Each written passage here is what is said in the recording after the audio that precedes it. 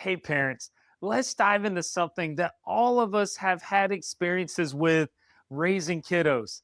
I want you to imagine for a second that it's the middle of the night and you're jolted awake by your child's warm forehead or flushed cheeks.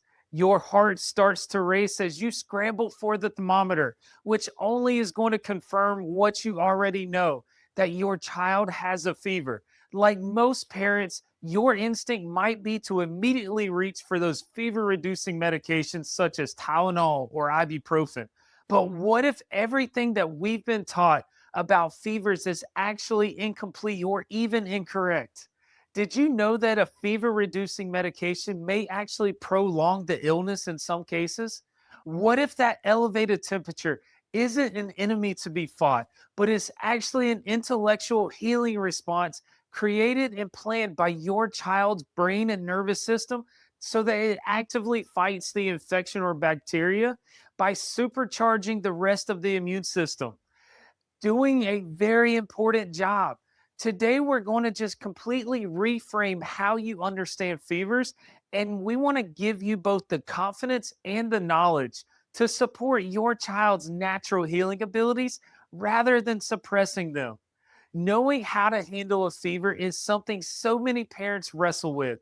On one hand, we have the traditional pediatrician and medical view, which continue to act like the continuous use of fever reducing medications, antibiotics, and so forth is just no big deal.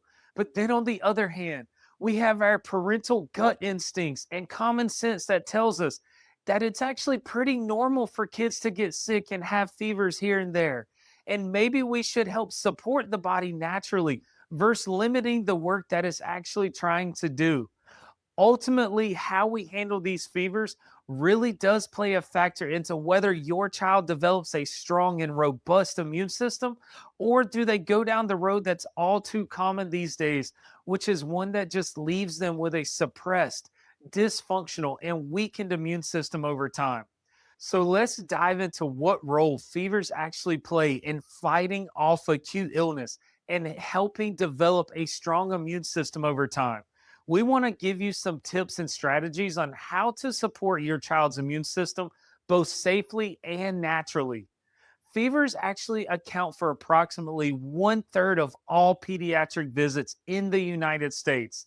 That's millions of worried parents, possibly just like yourselves, rushing their children to the doctor each and every year, often unnecessarily.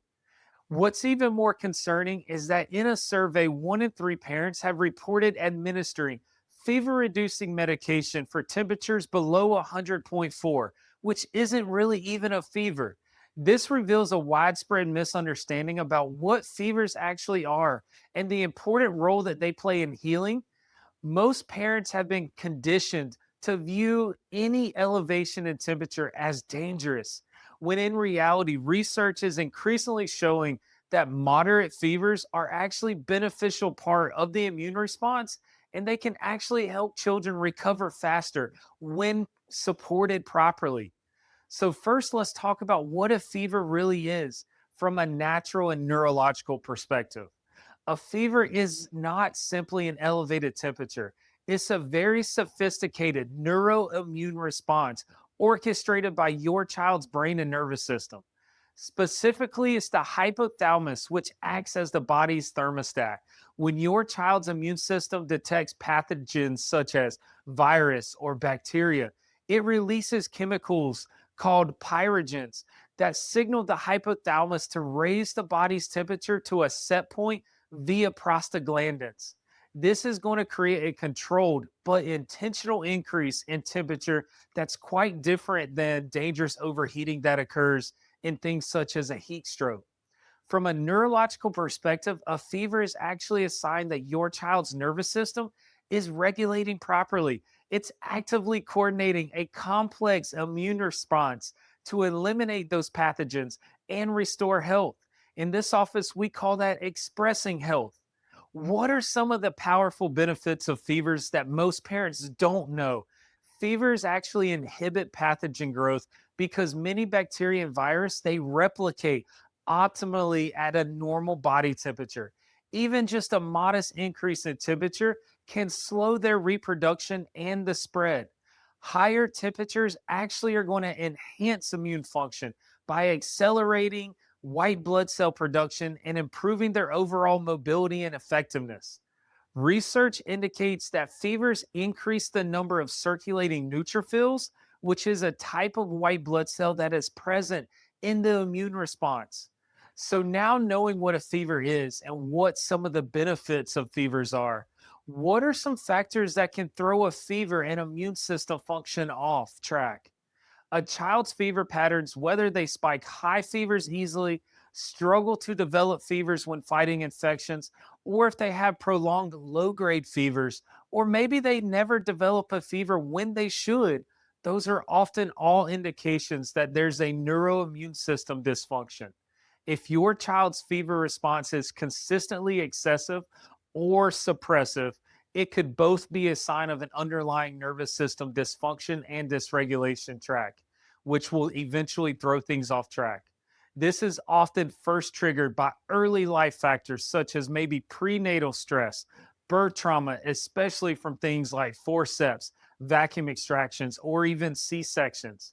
And frequent and early antibiotics can disrupt the proper neurological development, and it may actually affect how the child's body mounts fever responses. When fevers do warrant medical attention, we want to be there to support those parents. So, when do fevers warrant medical attention? While fevers are generally beneficial, certain situations require professional medical attention. Some of those situations are things like any fever in infants under 3 months old, a fever above 102.2 in children between 3 and 6 months old, or if they have a persistent fever above 102.2 for over 2 days in any kiddos over 6 months, definitely consult your doctor for support. Watch for accompanying signs like lethargy, difficulty breathing, severe headaches with neck stiffness, refusal to drink leading to dehydration, or maybe a rash that doesn't fade when pressed.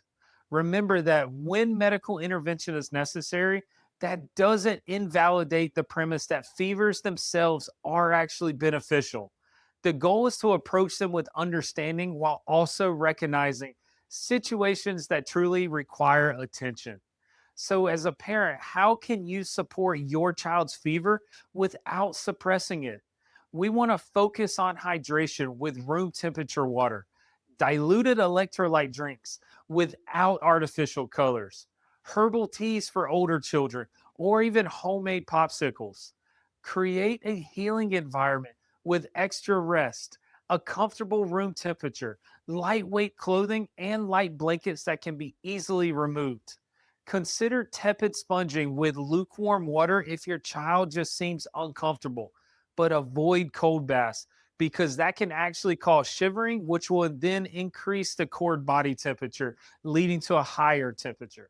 Get your child checked for subluxation and dysfunction. Get them adjusted if they're out of balance, because this is going to help improve the efficiency and communication of the nervous system, which then improves the neurological and the immune system function. From a neurological perspective, these supportive measures create an optimal environment for the vagus nerve and the parasympathetic nervous system to function properly, leading to a more effective fever pattern and a faster recovery. So, understanding fevers from a natural and neurological perspective transforms how we approach this common childhood experience.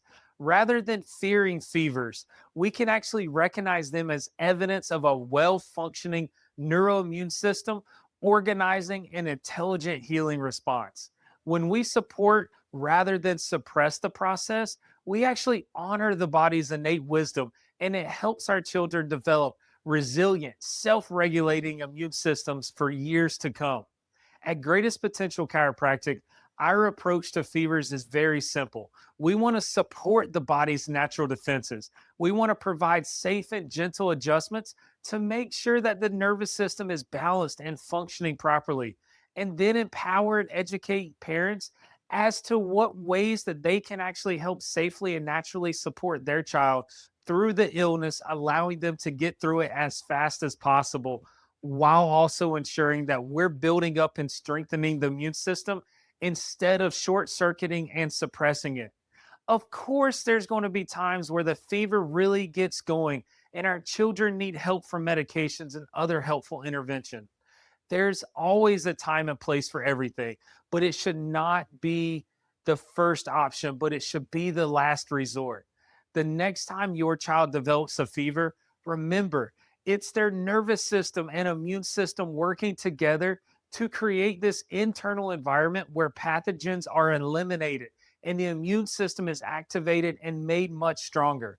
By getting your child checked and adjusted and supporting them with natural immune system boosters, rest, and so forth, you're actually helping them not only overcome their current illness, but actually come out stronger and more resilient on the other side.